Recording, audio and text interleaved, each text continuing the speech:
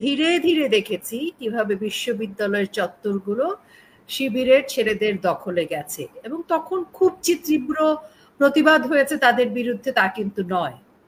কাজে ওরা ধীরে ধীরে বিশ্ববিদ্যালয়গুলোকে নিজেদের করায়ত্ত করেছে।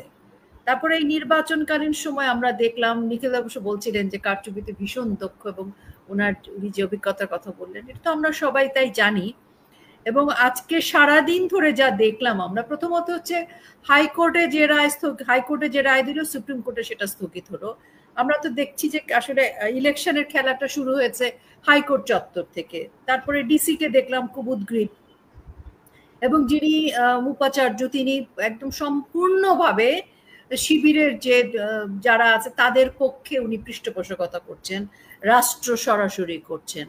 তাহলে এত ব্লেসিং নিয়ে আসলে শিবির কেন পারবে না? শিবিরই আসলে সকল ক্ষমতার অধিকারী হয়ে গেছে ঢাকা বিশ্ববিদ্যালয়। পুরো রাষ্ট্রের যে অবস্থা সেটারই একটা ছোটখাটো পিকচার হচ্ছে ঢাকা বিশ্ববিদ্যালয় চত্বর। এবং সেটার হিসাবে আমরা দেখলাম শিক্ষক, প্রভোস্ট এবং বিশ্ববিদ্যালয় চত্বরে যারা আছেন তাদের সকল রকমের আন্তরিক সহযোগিতা, পৃষ্ঠপোষকতার মধ্য দিয়ে শিবিরের ভোটগুলা এবং অন্যদের ভোটগুলো যাতে শিবির নিয়ে নিতে পারে, সেটা অত্যন্ত দক্ষতার সাথে অনেক স্টুডেন্টদের ভোট অন্যরা দিয়ে দিয়েছে শিবিরের পক্ষে। স্টুডেন্ট গিয়ে নিজের ভোটটা দিতে পারছে না।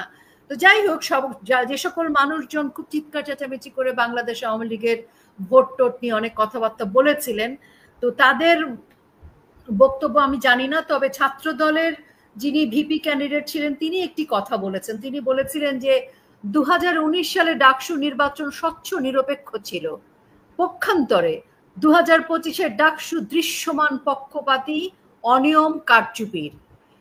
তো এই কথাটা ছাত্র দলের যিনি ভিপি প্রার্থী আবিদ তিনি স্পষ্ট করে জানিয়েছেন। এবং আমরা আজকে সকাল থেকে প্রত্যেকটি ভিডিও ফুটেজে যা যা দেখেছি, সেখানে আমরা দেখেছি শিবিরের ছেলের অত্যন্ত জামাই আদরে ঢাকা বিশ্ববিদ্যালয়ে তারা বিশ্ববিদ্যালয় কর্তৃপক্ষের অত্যন্ত সযত্ন সহযোগিতায় তারা তাদের মতো করে নির্বাচনটাতে কর্তৃত্ব করেছে। ফলাফলের বিষয়ে যদি জিজ্ঞেস করেন তাহলে আমি বলবো এখন পর্যন্ত ফলাফল হয়নি।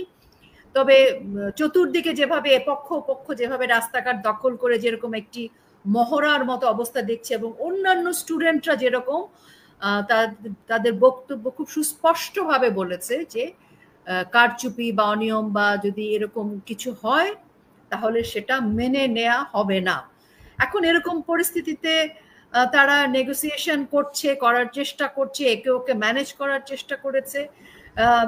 নির্বাচনের ঠিক আগে যেভাবে কাউকে ম্যানেজ করেছে টাকা পয়সা দিয়ে, কাউকে হামলার ভয় দেখিয়েছে, ভোটের জন্য অনেক ছাত্রছাত্রীর বাবা মা পর্যন্ত নক করা, তাদেরকে মোটিভেট করা, তাদেরকে ভয় দেখানো, মামলা থাকলে মামলা থেকে পরিত্রাণ করা, আওয়ামী লীগের ফ্যামিলিতে কেউ থাকলে তার কোনো বিপদ হবে না, এরকম নানাবিধ কার্যক্রমের খবর আমরা নির্বাচনের আগের দিন পর্যন্ত দেখেছি। এবং আজকে সারাদিনে যা দেখেছি আমার আর পুনরাবৃত্তির কিছু নেই, সারা জাতি দেখেছে।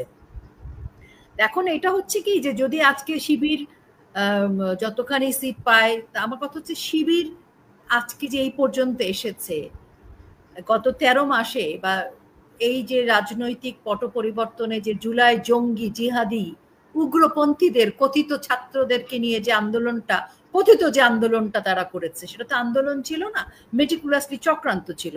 তো এই চক্রান্তের অংশ হিসেবে যারা তাদেরকে সমর্থন করেছিল, আজকে সেই ছাত্র দল, সে বাম দলের সবাইকেই আজকে শিবির একেবারে পানি দিয়ে গিলে খেয়ে ফেলছে ট্যাবলেটের মতো। এটা হয়তো ভাবেনি, ছাত্রদল হয়তো ভেবেছিল, বিএনপি ভেবেছিল তারাই গিলে খেয়ে ফেলবে শিবিরকে ব্যবহার করে, কিন্তু ঘটনাটা ঘটেছে একদমই উল্টো। এখনো সংসদ নির্বাচনকে কেন্দ্র করে বিএনপি হয়তো ভাবছে যে না দেখি না, ওই যে একটা কৌতুক আছে না, ভানু বলছে চোর এসেছে, আচ্ছা দেখি না ব্যাটা কি করে। ওই দেখি না ব্যাটা কি করে করতে করতে কিন্তু শিবির অজগর হয়ে গেছে, পাইথন হয়ে গেছে। এখন শিবির বিএনপিকে গিলে খেয়েছে, বাম দলগুলোকে তো আগেই খেয়েছে। তো এই যে তাদের সাথে মিলেমিশে মুক্তিযুদ্ধ বিরোধী এই অপশক্তি, 71-এর পরাজিত শত্রুদের সাথে কারা হাত মিলিয়েছিল আওয়ামী লীগকে উৎখাত করবার জন্য। আওয়ামী লীগ অনেক খারাপ, আওয়ামী লীগকে একদম নিশ্চিহ্ন করে দিতে হবে পৃথিবী থেকে, শুধু বাংলাদেশ না। তো সেই আওয়ামী লীগকে নিশ্চিহ্ন করে দেওয়ার জন্য যারা শিবিরের সাথে হাত মিলালো, জামাত ইসলামের সাথে হাত মিলালো, যুদ্ধাপরাধীর দলের সাথে হাত মিলালো, আজকে এই ফলাফলটি কি তারা ভোগ করবে না? আজকে বিশ্ববিদ্যালয়ের প্রফেসরদেরকে, এই ছাত্রদের শিক্ষকদেরকে 1971 সালে যারা হত্যা করেছিল, আজকে তারা বিশ্ববিদ্যালয়, তারা আজকে কর্তৃত্ব নেতৃত্ব দেবে, এবং গত 13 মাসে তারা দিচ্ছে, আমরা এটা দেখে আসছি। তো এখন এই যে বলে না যে কর্মফল, এখন তো কর্মফল দেখতে হবে। এটা তো মনে রাখা দরকার ছিল আমাদের অন্যান্য রাজনৈতিক দলগুলোকে আরো আগে, যখন আওয়ামী লীগকে উৎখাতের ষড়যন্ত্রের জন্য এই জামাত ইসলামী শিবিরদের সাথে বন্ধুত্ব করেছিল, গাঁটছড়া বেঁধেছিল। আজকে সেই বন্ধুত্ব আজকে ফ্রাঙ্কেস্টাইনের দানব হয়ে গেছে।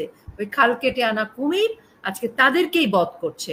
আজকে ছাত্রদল মার খাচ্ছে, আজকে বাম দলের ছেলে মেয়েরা মার খাচ্ছে, আজকে নিরীহ ছাত্ররা মার খাচ্ছে। আসলে আওয়ামী লীগকে তো উৎখাত করার ব্যাপার ছিল না, ছাত্রলীগ আওয়ামী লীগ না, এটা ছিল মুক্তিযুদ্ধের চেতনার বিরোধী। আজকে ঢাকা বিশ্ববিদ্যালয়ের মতো একটি প্রাচ্যের ঐতিহ্য বিশ্ববিদ্যালয়, সেখানে শিবির কর্তৃত্ব করবে, শিবির ডাকসুতে নেতৃত্ব দেবে, এবং অলিখিতভাবে এতদিন দিয়ে এসেছে। যিনি উপাচার্য তিনিও জামাতের একজন বড় ব্যক্তিত্ব, তিনি দেশের বাইরে জামাত প্রতিষ্ঠা করে এসেছেন এক সময়। তো আজকে আমরা এগুলো দেখছি, এগুলো আমাদের কর্মফল, সেই কর্মফল আমাদের ভোগ করতে হবে।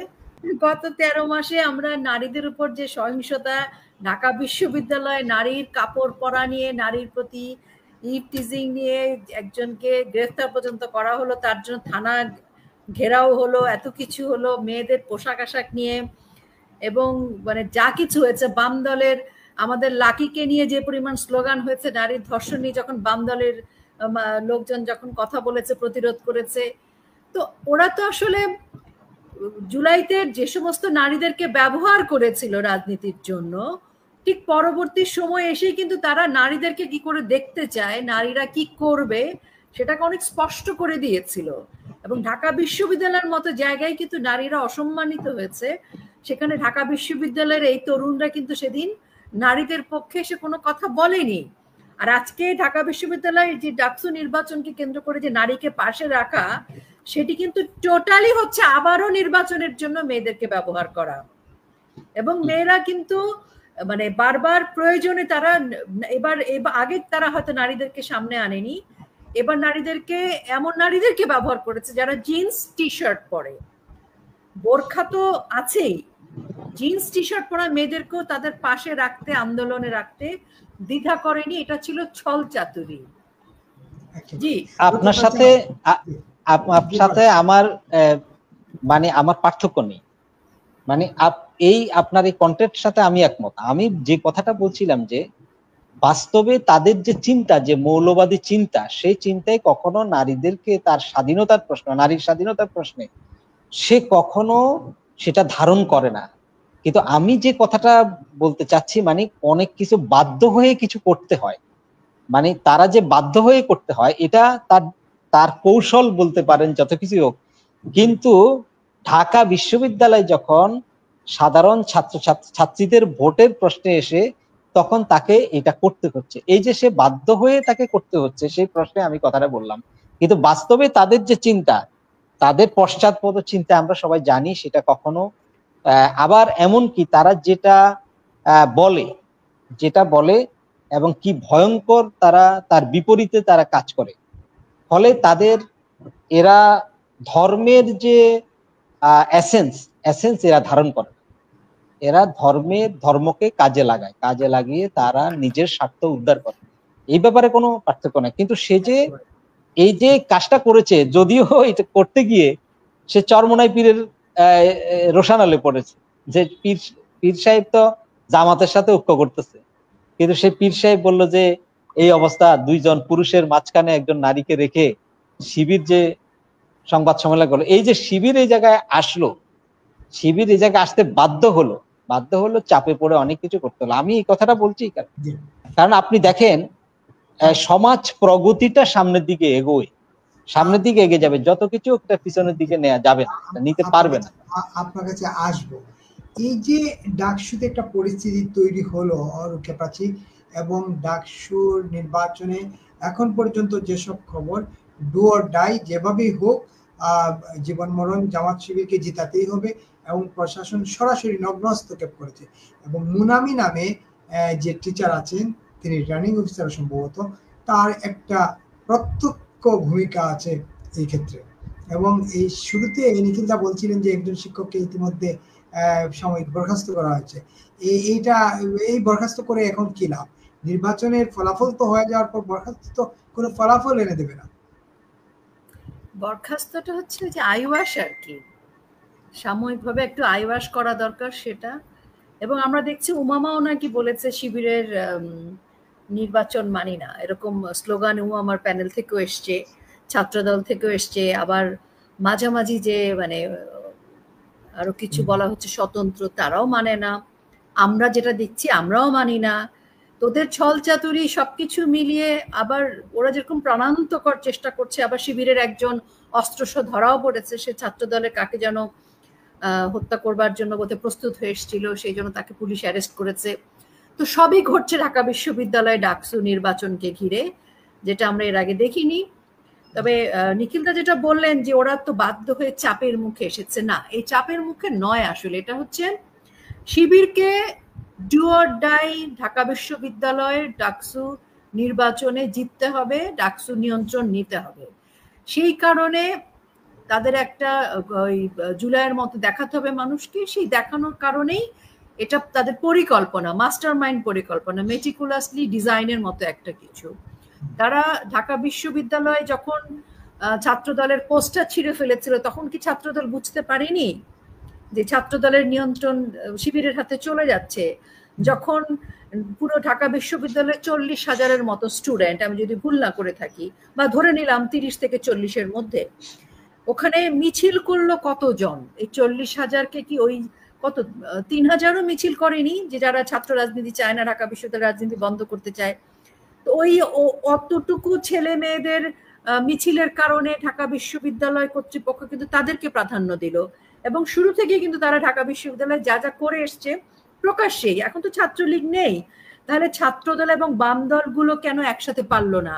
ছাত্রদল, বাম দল, শিবির তো একসাথে রাজপথে থেকে ছাত্রলীগকে প্রতিহত করেছে, আওয়ামী লীগকে প্রতিহত করেছে।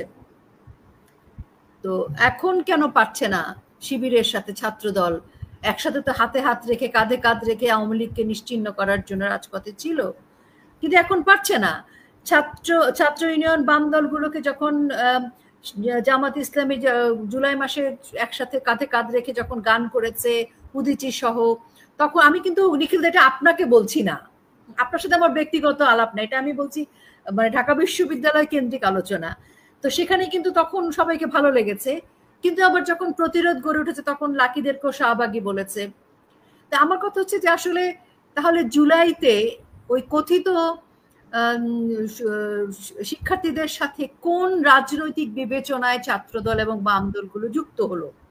সেখানে কি কোনো রাজনৈতিক চেতনার বিষয় ছিল, নাকি আওয়ামী লীগ ঠেকাও ছিল? যদি আওয়ামী লীগ ঠেকাও থাকে, তাহলে রাজনৈতিক বিবেচনাটা কোথায় গিয়ে দাঁড়িয়েছে? আওয়ামী লীগ ঠেকানোর জন্য আমি জামাতের ভরসা নিচ্ছি, জামাতকে সামনে নিয়ে আসছি, পাকিস্তানের পরাজিত শত্রুদের সাহায্য নিচ্ছে, তাদেরকে সামনে নিয়ে আসছি। তো কাজে ওই যে চক্রান্তটা, ওই যে রাজনৈতিক বন্ধনটা তৈরি হয়েছিল বাম দল, ছাত্রদল, ডান বাম সবকিছু মিলে, তো সেটার হিসাবে কিন্তু আজকে যা ঘটছে সেই ফলাফল। আজকে যদি রাষ্ট্র ক্ষমতায় ছায়া সরকারের চেয়েও অতিরিক্ত শক্তিশালী ভাবে যদি জামাত ইসলামী থাকে, তাহলে ঢাকা বিশ্ববিদ্যালয় কেন থাকবে না? তারা যদি ওখানে 29 মিলিয়ন, কত 29 মিলিয়নের বোধহয় আরো বেশি খরচ করে থাকে, তো কেন ঢাকা বিশ্ববিদ্যালয় টাকা খরচ করবে না? কেন তারা নিয়ন্ত্রণ নেওয়ার জন্য ডু অর ডাই চেষ্টা করবে না? কারণ তারা রাষ্ট্র ক্ষমতায় বসে আছে। যারা রাষ্ট্র ক্ষমতা দখলের জন্য এত কিছু করতে পারে, তারা কি একটা ঢাকা বিশ্ববিদ্যালয় মতো জায়গায় হল নির্বাচনগুলোর জন্য তারা সেটা করবে না? তারা যতখানি নিচে নামা দরকার ততখানি নিচে নামবে। আর আজকের দিনটার জন্য তো জুলাইতে রচনা হয়ে গিয়েছিল স্ক্রিপ্ট। এই স্ক্রিপ্ট তো আজকে রচিত না। যখন আওয়ামী লীগ ক্ষমতায় থাকবে না, তারপরে কে ক্ষমতায় আসবে? আওয়ামী লীগকে যারা হটানোর চেষ্টা করেছে, তারা একটাবার চিন্তা করেনি যে আওয়ামী লীগকে হটায় আমি আসলে কার কাছে যাচ্ছি, বা কাকে নিয়ে আওয়ামী লীগকে হটাচ্ছি। তো স্বাভাবিকভাবে আজকে জামাত ইসলামী শিবিরের এই তাণ্ডবটা তাদেরকে তাদের ভাগ্যের লেখন না, কর্মের লিখন হিসেবে তাদের ভোগ করতে হবে। জি, একেবারে কিন্তু একটা প্রশ্ন করি এখন, এই যে আপনি বলছিলেন যেভাবেই হোক তাদেরকে হটানো হবে, যদি তারা দখল নেয়, যদি নয় তারা তো অলরেডি দখল নিয়েছে বিশ্ববিদ্যালয়ের চারপাশে তাদের আধিপত্য, এবং তারা নির্বাচনে জিতলেও দখল নেবে, না জিতলেও দখল নেবে। এখন পর্যন্ত রেজাল্ট হয় নাই, তবে রেজাল্ট নিয়ে মেকানিজম চলছে, নানা অভিযোগ পাল্টা অভিযোগের মধ্য দিয়ে সারাদিন গেছে, এখনো অভিযোগ পাল্টা অভিযোগ চলছে। তো কিভাবে, আপনি একটু আগে বলছিলেন যে যেভাবে সকল সংগঠন, মুক্তিযুদ্ধের পক্ষের সকল সংগঠন, প্রগতিশীল সকল সংগঠন মিলে, মুক্তমনা সংগঠন মিলে শিবিরকে কিভাবে আপনারা প্রতিহত করবেন? তুমুল স্লোগান ধন্যবাদ চলছে আপনাকে। ঢাকা বিশ্ববিদ্যালয়। বলেন। ধন্যবাদ দাদা। জি। একটা চট্টগ্রাম বিশ্ববিদ্যালয়ে যখন ইলেকশন হলো 90-তে, জি। তখন শিবিরের বিপক্ষে সমস্ত ছাত্র সংগঠন ঐক্যবদ্ধ হলো কিভাবে? সেই ছাত্র সংগঠনগুলোর মধ্যে ছাত্রলীগও আছে, যেমন ছাত্রদল আছে, বাম ছাত্র সংগঠনগুলো আছে। মানে একটা পর্যায়ে এসে যখন শিবির চট্টগ্রাম বিশ্ববিদ্যালয়ে তার সমস্ত গণতান্ত্রিক পরিবেশের বিপক্ষে সে দাঁড়ালো, সে সেখানে সন্ত্রাসের রাজত্ব কায়েম করলো, তখন স্বাভাবিক অর্থে তার বিরুদ্ধে এখানে আপনি আমি না চাইলেও কিন্তু সেরকম একটা জায়গায় একত্রিত হবে, এটা আমরা বিশ্বাস করি, এটা সম্ভব। আপনি ইয়েতে দেখেন, এই যে যেই দিন ঢাকা বিশ্ববিদ্যালয়ের যুদ্ধপরাধীদের ছবি টাঙানো, সেদিন আপনি খেয়াল করেন সব ছাত্র সংগঠনগুলো কিন্তু প্রায় একটা পয়েন্টে এসে চলে আসছিল সেই। কিন্তু এখন যে কথাটা হলো সেটা হবে না এমন না, কারণ একটা আমরা যে গণতান্ত্রিক একটা পরিবেশ চাই, আমরা বিশ্ববিদ্যালয়ের যে পরিবেশ চাই, সেই পরিবেশের বিপরীতে যদি একটা সাম্প্রদায়িকতার বাতাবরণ তৈরি করতে চায়, তাহলে অবশ্যই তার বিরুদ্ধে অসাম্প্রদায়িক চেতনার সবাই একত্রিত হবে। ঢাকা বিশ্ববিদ্যালয়ের স্লোগান হচ্ছে না জামাত শিবিরের বিরুদ্ধে, সেই স্লোগানটা উঠছে, সেটা আজকে হচ্ছে এমন না, সেটা তো ধরেন আপনি এই স্লোগানটা আরো বেশ আগে উঠছে, এই যে 5ই আগস্টের পরেই স্লোগান উঠছে। তো সেই যেটা বলি, আরেকটা বিষয় বলি এখানে, সেখানে হলো আসলে বাস্তবে আমি এর আগে একটু বলেছিলাম আপনার এখানে যে জুলাইয়ের যে গণঅভ্যুত্থান, এই গণঅভ্যুত্থানের একটা পরিবেশ তৈরি হয়েছে। গণঅভ্যুত্থান কিন্তু কোনো ছাত্র সংগঠনগুলো জোট ছিল না, যেমন 90 যেমন আমরা সর্বদলীয় ছাত্রৈক্য ছিলাম, সবাই একত্রিত হয়ে এরশাদ সরকারের বিরুদ্ধে আমরা লড়াই করেছিলাম, আমরা 10 দফা দিয়েছিলাম। এখানে কিন্তু আপনি খেয়াল করে দেখবেন এই মুভমেন্টে কিন্তু সরাসরি কোনো ছাত্র সংগঠনগুলোর ঐক্য ছিল না।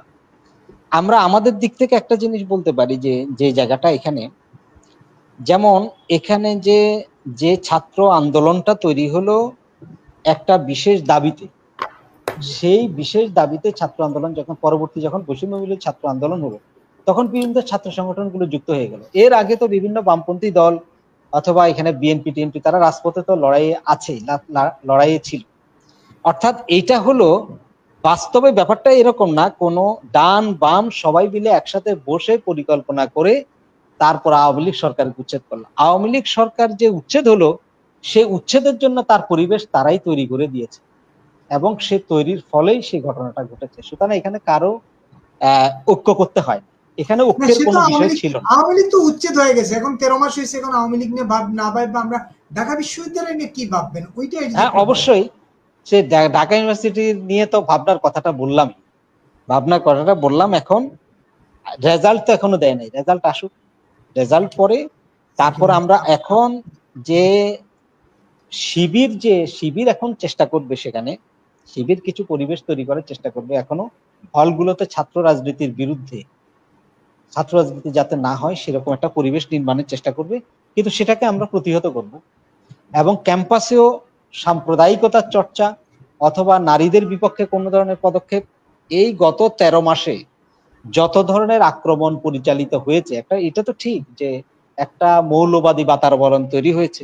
এই বাতাবরণ শুধু 5ই আগস্টের পরে হয়েছে এমন না, তার আগেও এটা এই স্বাধীনতা 54 বছরে যারাই ক্ষমতা ছিল তারা সবাই সাম্প্রদায়িক রাজনীতিকে পৃষ্ঠপোষকতা দিয়েছে, সাম্প্রদায়িকতাকে বিকশিত করেছে। ফলে এর পরিণতি আমাদের ভোগ করতে হবে, কিন্তু এর বিরুদ্ধে আবার অসাম্প্রদায়িক চেতনার আবার দাঁড়াইতে হবে। যেমনি ভাবে যেমনি ভাবে আমি একটু বলি, যেমনি ভাবে আমরা বলি যে দ্বিজাতি তত্ত্বের ভিত্তিতে ভারত পাকিস্তান হলো এবং সেখানে পাকিস্তানি প্রায় উপনিবেশিক শাসন এবং সেখানে সাম্প্রদায়িক যে আক্রমণ হয়েছে, তা আমাদের রবীন্দ্রনাথের উপর আক্রমণ হয়েছে, আমাদের সংস্কৃতি তার বিরুদ্ধে যেমনি ভাবে দাঁড়িয়েছিল, আজকে আবার সেরকম করে দাঁড়াবে। আমরা অবশ্যই দাঁড়াবো, সেটা আমরা মনে করি যে ছাত্র সমাজ কখনো ভুল করবে না, এখানেও তারা অন্যায়ের বিরুদ্ধে দাঁড়াবে, সাম্প্রদায়িকতার বিরুদ্ধে। ধন্যবাদ। আপনি কি আশার আলো কিছু দেখছেন? ঢাকা বিশ্ববিদ্যালয়কে অনেকেই বলছেন হাইয়ার মাদ্রাসা, ঢাকা মাদ্রাসা, আপনি কি বলছেন, কি ভাবছেন? আসলেই তাড়ানো সম্ভব কিনা? তাড়াতে হলে তো আসলে সবাইকে ঐক্যবদ্ধ হতে হবে, এবং এই 13 মাসে তো আমরা দেখলাম যে ছাত্রলীগকে যতই বলুক না কেন, ছাত্রলীগকেই লাগে আসলে তাড়াতে। এবং যাতে ছাত্রলীগ তাড়াতে, ছাত্রলীগকে যেহেতু লাগে, এই জন্য প্রথমেই ছাত্রলীগকে নিষিদ্ধ করা হয়েছে। আজকে ছাত্রলীগ যদি থাকতো তাহলে কিন্তু আর এত দৌরাত্ম হতো না। তো ছাত্রলীগকে তো তাদের ভয়। এখন যারা আছে তারা যদি ঐক্যবদ্ধ হয়ে শিবিরকে তাড়াতে পারে ভালো, তা না হলে তো শিবিরের ভাগাভাগি করে ছাত্রদল শিবির ডাকসুতে বসে, তাকে কিভাবে দাঁড়াবে? তারা তো ভাগাভাগি করে আজ পর্যন্ত পথ চলেছে। এখন দু একটা স্বার্থের মধ্যে খাটতে ঝামেলা হয়েছে দেখে আজকে বাকবিতণ্ডা চলছে। কিন্তু আপনি দেখেন মূল বা রাজনৈতিক দল যে বিএনপি, তারাই তো ভাগাভাগি করে একসাথে হাত মিলিয়ে চলছে। মূল রাজনৈতিক দলের আদর্শেই তো ছাত্র দল চলছে, তাই না? তো ছাত্র দল তো বিএনপি রাজনীতি থেকে আলাদা কিছু না। তো বিএনপির রাজনৈতিক যে জায়গা এখন দাঁড়িয়ে আছে বিএনপি, সেখানে তো জামাত ইসলামের সাথে হাত মিলিয়ে দাঁড়িয়ে আছে। নির্বাচন করবে, সংসদ নির্বাচনে তারা প্রধানমন্ত্রী হবে, তারা সংসদে যাবে, সেই স্বপ্ন দেখে তারা তো আজকে জামাত ইসলামের কথায় নাচছে, উঠছে, বসছে। পাকিস্তানে ইসাকদারের সাথে হাত মিলাচ্ছে, ইসাকদারও যাচ্ছে বেগম খালেদা জিয়ার সাথে দেখা করতে। তো এই যে সবকিছু ঘটছে, সেখান থেকে আপনি কি করে আশা করেন যে ছাত্রদল খুব ব্যতিক্রমী কিছু করবে?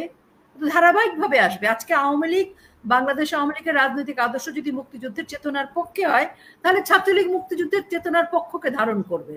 এখন বিএনপি রাজনৈতিক আদর্শের মধ্যে কোনো মুক্তিযুদ্ধের চেতনা নেই, তাহলে ছাত্রদল কেন সেটা ক্যারি করবে? তো যেটাই বলেন না কেন, ছাত্রলীগকে যতই বলা হোক ছাত্রলীগের হেলমেটে শিবির ছিল, ছাত্রলীগ এই করেছে, ছাত্রলীগ সেই করেছে, কিন্তু দেশে এই শিবির, এই জামাতে ইসলামী, এই সমস্ত হেফাজত হিজবুত তাড়াতে হলে ছাত্রলীগের কোনো বিকল্প নেই, বাংলাদেশ আওয়ামী লীগের কোনো বিকল্প নেই। কারণ বাংলাদেশ আওয়ামী লীগ মুক্তিযুদ্ধের চেতনা ধারণ করে। এখন মুক্তিযুদ্ধের চেতনাটাকে আসলে রক্ষা করতে হবে। এখানে ঢাকা বিশ্ববিদ্যালয়ের চাইতে বড় কথা হচ্ছে যে আমাদের মুক্তিযুদ্ধের চেতনা, স্বাধীনতার চেতনা নষ্ট হচ্ছে, সেটা পুরোপুরি ভুলণ্ঠিত।